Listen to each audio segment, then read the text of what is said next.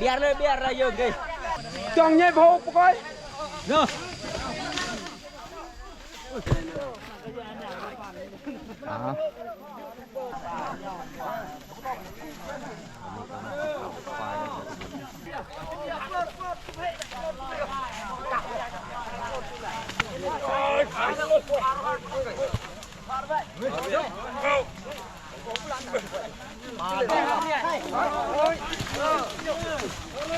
พอเลย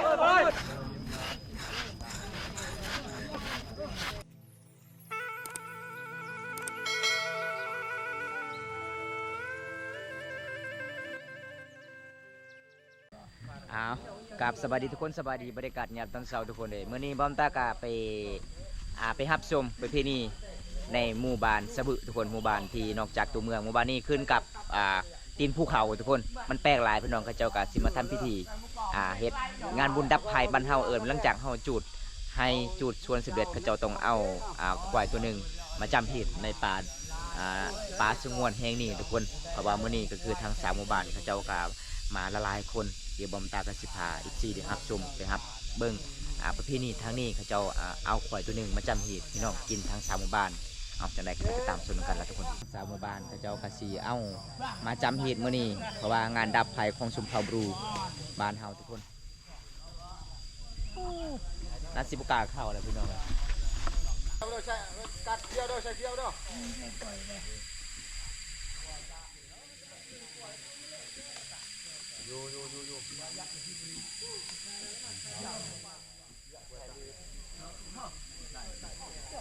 รอลงมันกลัวลุกนั่นโน่ลงจ่องบ่น่าอุ้ยเพื่ออันเยอะไม่เหรอเรียนอ่ะมูดยังไงเยอะเด็ดวัดเนี่ยบ่ตึงมันไหนคนเล่นปลาเล่นปลากวดละปลาอันกันแล้วกวดใช่เด้ออยู่ตามน้ำเด้อใช่เด้อปันเลย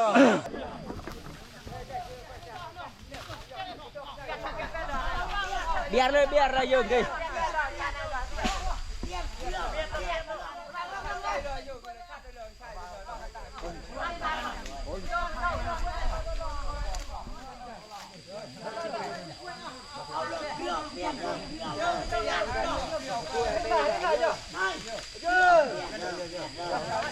ចង់ញ៉ៃពោបកយ នោះ เราช่วยเรื่องเดียวยังก็เยอะเลยให้จะมันเดือดเดือดรวงเลยพระเจ้ากัดสิมาจำเหตุจุดนี้นี่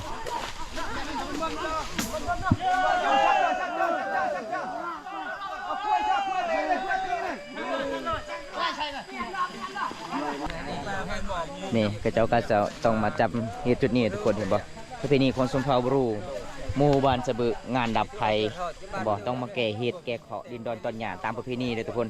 อันนี้ก็คือตระกูลหม้อเลยเพิ่นก็สิจำได้จุดนี้พี่น้องก็คือชาวบ้านเขาเจ้าต้องจำเรียนแถวนี้แหละทุกคนบอกพี่น้อง พี่ให้พี่หน้าฮันเนี่ย อ๋อพี่ให้พี่หน้าบ่ปีหนึ่งมีจักเทื่อเห็นนะบ่าว 3 ปีทีนึง 3 ปีเทื่อนึงนั่นแหละ โอ้โดย3 ปีทีนึงควายฮันเนี่ย ต้องเอาสัตว์ใหญ่เนาะมาจำทุกคน มารวมบ้านมดบ้านเนี่ยมดเฮือนนั่น โอ้เอาทางครอบครัว นั่นแหละ อ๋อ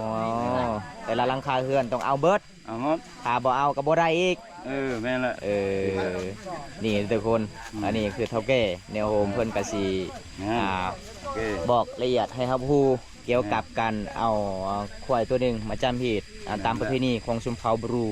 มังกรอยู่กกมักมกใหญ่นี่โอ้ต้องไปจำหรือว่าอยู่กกไม้ใหญ่เนาะจำได้มักมกใหญ่นี่โดยเอาตอนนี้ก็คือคนสนุ่มในหมู่บ้านเขาเจ้ากำลังสีเอาควายทุกคนเลยกำลังสีไปจับควายเพราะว่าผู้ใดก็บกล้าเข้าเลยทุกคนเลยมันอันตรายมันเสี่ยงเนี่ย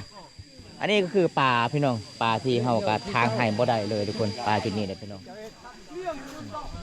อันนี้ตระกูลหมอเพิ่นก็สิจำเหตุได้ในหมู่บ้านนี่ก็มีแต่ตระกูลหมอคนเดียวจำได้ทุกคนในเรื่องบ้านด้วยใช่ใช่ชื่อนั่นคือเอาอันนี้คือตระกูลหมอเพิ่นก็สิจำสิพายก่อนแล้วก็เท่าแก่ผู้ใหญ่บ้านมาคมหน้าคมตาเขาบ้านน้ำผาสาวหมู่บ้านเป็นความสามัคคีของชนบทหมู่บ้านสะบึโดยทุกคนเอานี่คือผู้ใหญ่บ้าน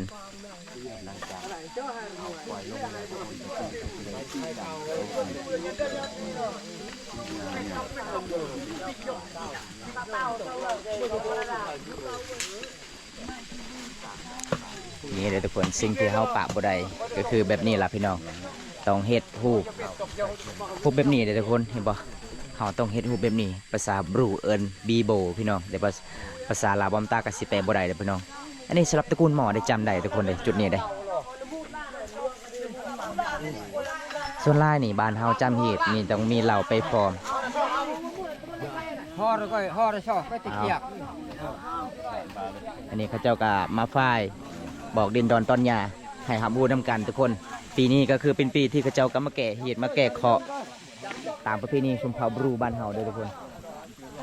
ผู้ใดก็ต้องไปไว้จุดนี้หมดเลยพี่น้องเห็นบ่ไว้เหล้าแก้วหนึงแล้วก็มีหูบแบบโบราณนี่ก็แต่ละเพื่อนก็จะเป็น2 อันเลยทุกคนเลยเห็นบ่ทางสามหมู่บ้านต้องไปไฟเหล้าจุดนี้ต้องมาจำ ยังรับในเต้าเอาเยอะเลยไปเจ้าเลยนะครับ มีหยังบ่บองเจ้ากับไปไว้จุดนี้คือกันบ่ แม่ต่อไปจุดนี้นะ อ๋อหลังจากนั้นจึงเฮ็ดเลือดแป้ง แม่ โอ้ จำสำเร็จแล้วก็เอาได้ตัวนี้แล้วก็จะใส่เลือดแป้ง อ๋อแสดงว่าคันบ่ได้จับนี่แสดงว่าเฮากินบ่ได้ แม่กินบ่ได้เอาข้าวบ่ได้ เข้าบ่ได้เลยเนาะโอ้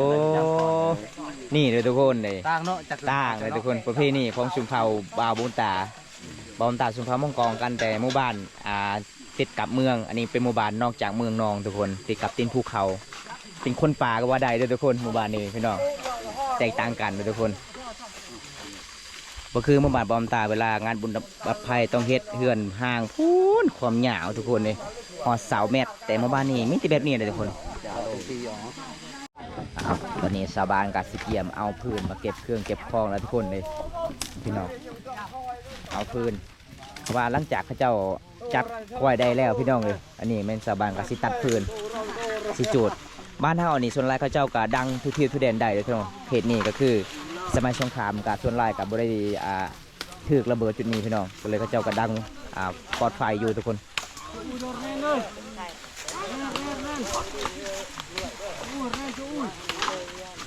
บางคนก็หาเพื่อนบางคนก็สีจับควายพ่อใหญ่บ้านเพื่อนก็สิจามบอกบอนกกมักกะบกใหญ่ทุกคนต้นไม้ใหญ่ๆก็คือบอนนั่นล่ะพี่น้องเขาเอิ้นว่าความเชื่อจากโบราณเทวดาหรือว่าที่ดินดอนต้นหญ้าอยู่เลยทุกคน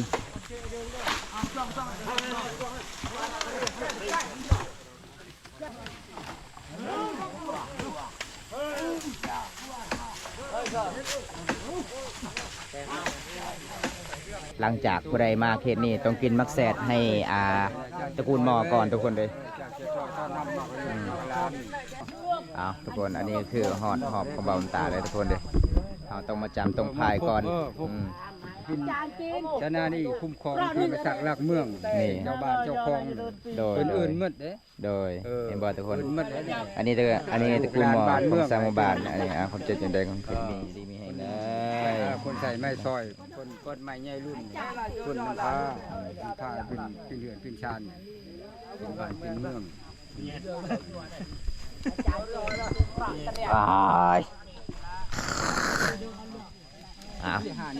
กูต่อไปทุกคนเลยกูได้มากก็ต้องกินแบบนี้แหละพี่น้องไงเขาต้องผายต้องจำข้าเจ้าก็จับมาเรียบร้อยทุกคนเลย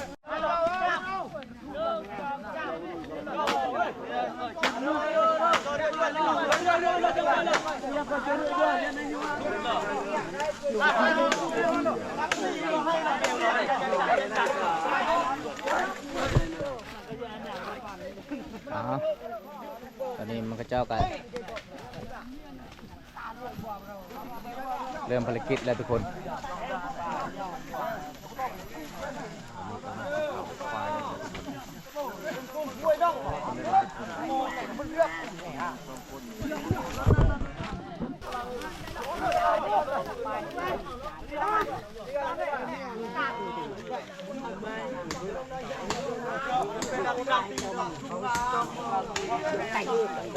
เอาอยู่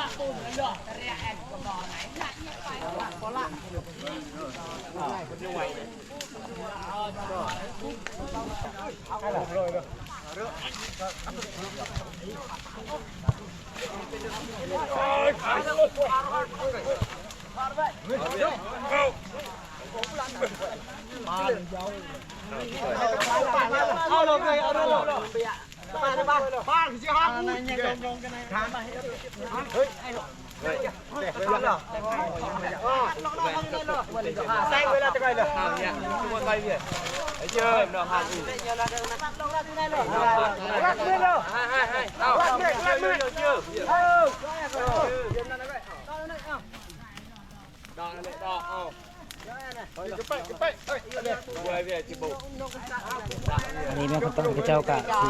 หลังจากพระเจ้าเผาแล้วพระเจ้ากะสิมาจำเหตุทุกคน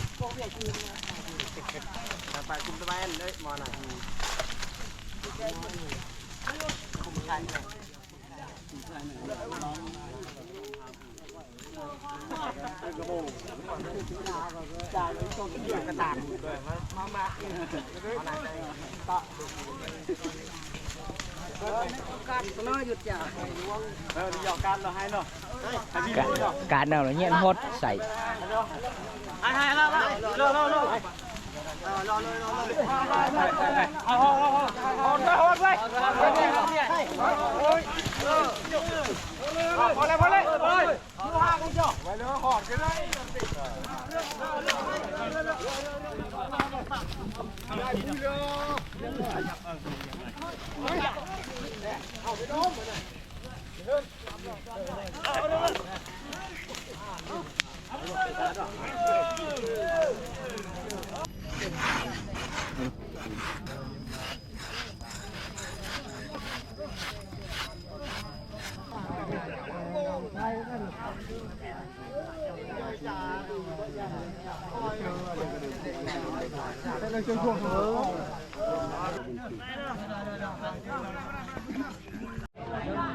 เอาทุกคน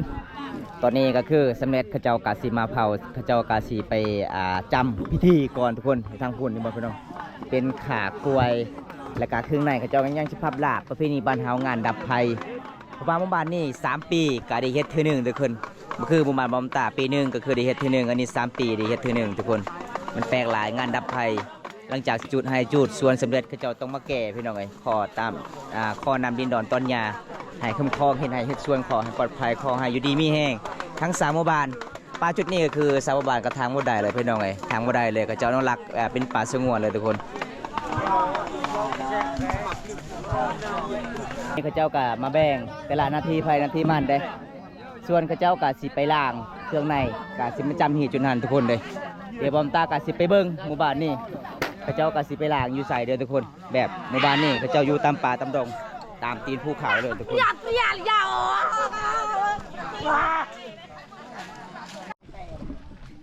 นี่ทุกคนประเพณีบ้านเฮานี่มันยากเลยทุกคนเลยนี่บอมตากับไปนำบองข้าเจ้ากับไปตักน้ำกิน3 หมู่บ้านนี่ส่วนแรกข้าเจ้านำกินก็คือบอนนี่เลยทุกคนเห็นบ่เป็นสันเป็นโนนเลยทุกคนเลยอันนี้ก็คือข้าเจ้ากับมาแบ่งนาทีภายนาทีมันส่วนข้าเจ้า2 คนกับนาทีไปล้างเครื่องในจำหีทุกคนบางคนกับพับหลาบเลยมันแตกต่างกับประเพณีบอมตาสิต้มเครื่องในอันนี้ข้าเจ้าบ่ได้ต้มเลยผู้สิหอดมันน้ำเป็นสันขนาดเลยทุกคนเลยเดินได้ป่ะครับหอดบนน้ำเร็วทุกคนโอ้น้ำสางสะอาดเลยนี่ดอกขุปืนแก่เรียวตอนนี้ก็คือบอมตากลับมาสู่ไปล้างเครื่องในเลยทุกคนบางคนก็เมาแล้วทุกคนเลยยังไม่ทันแล้วซีนเลยเมาแล้วนี่นะ แล้วบ่ได้กินซีนแล้วบัดนี้ไปนี่บ้านเฮาหมู่บ้านสะบึเมืองน้องแคนสนเขตทุกคน ช่วยอันไหนดอกมาตุ๊กอันไหนดอกมาตุ๊กเฮียนเดียวจบเนาะตาเนี่ยให้ตาดีกลวงกัน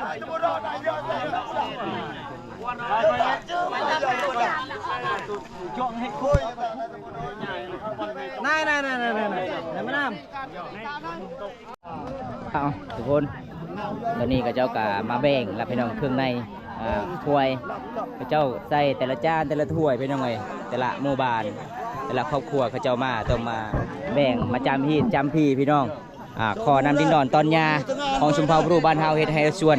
3 ปีได้กินทีนึงหมู่บ้านนี้เด้อทุกคนนี่บ่ที่ทางพุ่นก็คือตระกูลหมอเพิ่นเจ้าภาพบ้านผู้ใหญ่บ้าน สุดท้ายต้องเจ้าเนาะ เป็นจะได้ยังไงตัวนี้อันนี้เป็นยังไงนะ อันนี้ก็คือว่าเต้งพี่นี่กษัตริย์นี่โอ้เวลาอันนั้นแต่ว่าเคยบอกพี่อยู่เฮือนเห็นจำพี่อยู่เฮือนแต่ว่าเคยจำอยู่นี่เอง มีแสดงว่ามี2 เทื่อจ แม่น ำแต่ที่บิดเฮาสิเริ่มต้องจำพี่อยู่ในเฮือนก่อน พี่อยู่เฮือนก่อน โอ้ เห็นเล่นพี่อยู่เฮือนแต่ว่าอันนี้ก็ให้เข้ากินอยู่ป่าอยู่โรงสิคือว่าก็ต้องเจงอยู่เฮือนก่อนแต่ว่าจังจำมันนี่ โดยนี่ทุกคนเลยประเพณีบ้านเฮาแบบนี้ทุกคนก่อนเฮาสิกินควายตัวหนึงเฮาต้องจำบอกพี่อยู่ในเฮือนในศาลหลังจากจำที่2ก็คืออยู่ในป่าเนาะจำสิลิกนี่แรกก็คือต้องเฮ็ดซีนมาแบ่งซีนจึงกินได้โอ้เอาขอบใจหลายๆนี่ล่ะทุกคนเอาตัวนี้ก็เจ้าก็สิเอาล่ะพี่น้องถ้วยไผถ้วยมันกระชานไปกระสานมันผู้ใดก็อยากไปจำบอลพุ่นเราไปน้องเว้ย เอาโจล่าเราโจล่า ข้างในเลย ช่วยไปตัวโลกก็ไม่มาทางนี้โย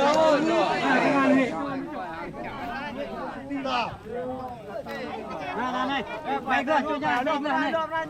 ตายกายเลยยาลบตู้นี่ตรงนั้นยาลบนายเจ้านายทำงานเนี่ยเจ้าเบอร์เนี่ยเจ้าดูแลนี่เรียบนี่เจ้าไหนบ่าเหรอนี่แพ้ภัยก็ต้องไปจำจุดนี้ตลอดเลยทุกคน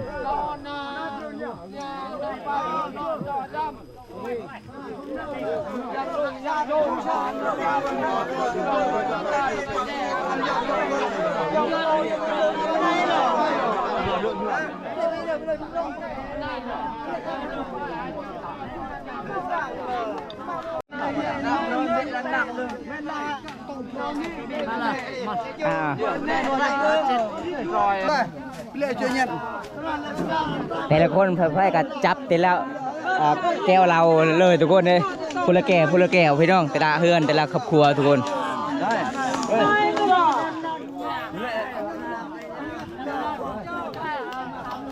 บางคนก็เมาแล้วเห็นยังบ่ได้เลย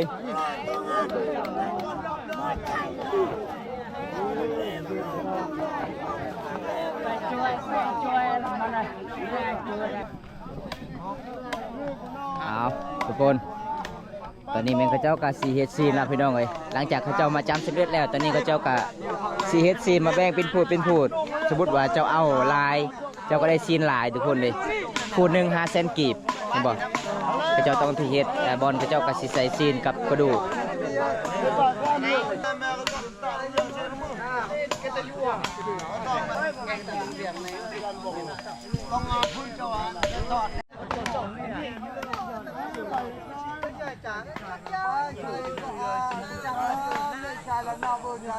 มาแบ่งพูดละทุกคนก็เจ้ากาสีเฮ็ดมาเรียบร้อยอันนี้ก็สลับหนังนะพี่น้องเห็นบ่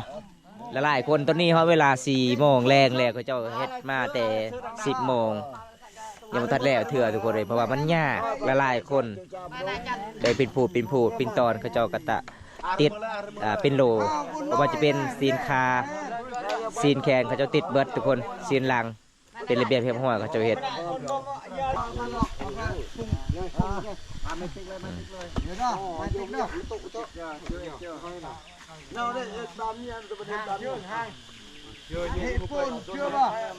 ไม่ได้ไหน5 แสนได้เหรอ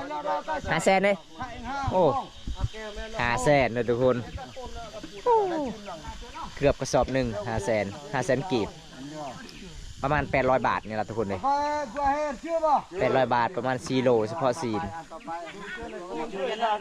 เครื่องในทั้งหากกระดูกทั้งหากด้วยคน Chồng ơi là silo ơi là ก็แหละแล้วมันจะ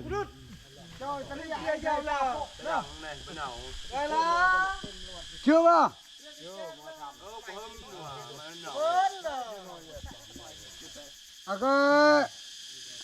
chưa pha จะได้บอมตากะสิปิดคลิปเวสมนี้ก่อนพี่น้องไอ้มื้อนี้บอมตากะสิพา FC ดีครับส่วนประเพณีทางหมู่บ้านสรุปเขาเจ้ากะมาแก้เหตุในป่าสงวนพี่น้องป่าแห่งนี้ก็คือเขาเจ้ากะทางให้บ่ได้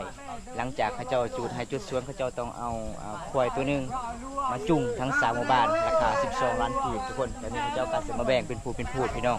เอาแต่ในบอมตากะสิปิดคลิปไว้สมนี้ก่อนบอมตากะสิเมื่อบ้านพี่น้องถ้าบ่ได้รับชมคลิปนี้แล้วก็อย่าลืมฝากกดไลค์กดแชร์กดติดตามฝากเป็นกำลังใจบอมตาเฮ็ดคลิปกันต่อไปคลิปหน้าพบกันใหม่ขอกล่าวคำว่าสวัสดีทุกคนไปกันเด้อ